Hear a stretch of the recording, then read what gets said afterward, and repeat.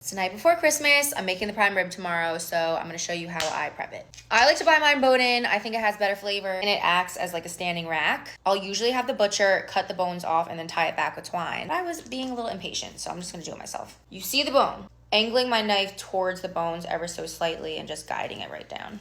Nice little slits. You could cut this all the way off. I kind of like it still attached. Then once it's cooked, I'll just cut it off. I'm gonna move this in here so I don't make a mess. I already patted this all the way dry with paper towels. We're gonna do a nice salt brine. And I mean very, very heavily with salt. Ooh, still made a mess. Get it in every crevice. This is gonna really like penetrate the meat. We're gonna refrigerate it uncovered overnight, so when it roasts, it's gonna have a really, really nice crust. We're gonna tie the bones back with some kitchen twine. It's gonna help the meat cook more evenly. Just keeps everything nice and tight, you know? Now she goes into the fridge, uncovered overnight. It's now morning. I'm gonna get the horseradish sauce out of the way, so I'm gonna chop up a bunch of chives. A cup of sour cream. This is creamy horseradish sauce. I like it a little spicy, so like 2 tablespoons. And just a little salt and pepper, and that's literally it. For the bottom of the rib roast, I'm gonna chop up a bunch of veggies.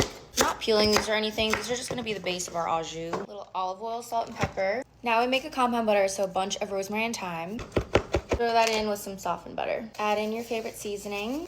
Grate in some garlic. Then we're also going to thinly slice some garlic.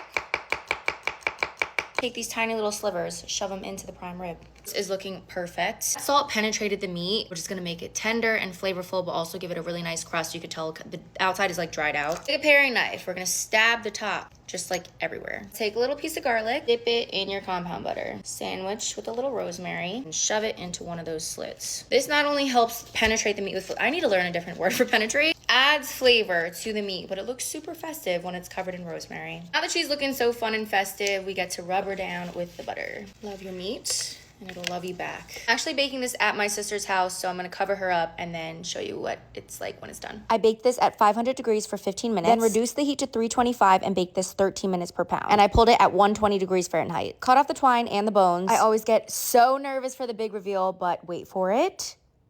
Perfectly medium rare. I was so happy with it. I used 2 tablespoons of the drippings with 1 tablespoon of flour. Whisk that over medium heat until there's no raw flour. Then stir in 1 cup of red wine, 2 cups of beef broth until it's slightly thickened. Drizzle that au jus all over the center, and this is just, it was so good. I meant to record more, but I was enjoying my time. So Merry Christmas. I love you guys.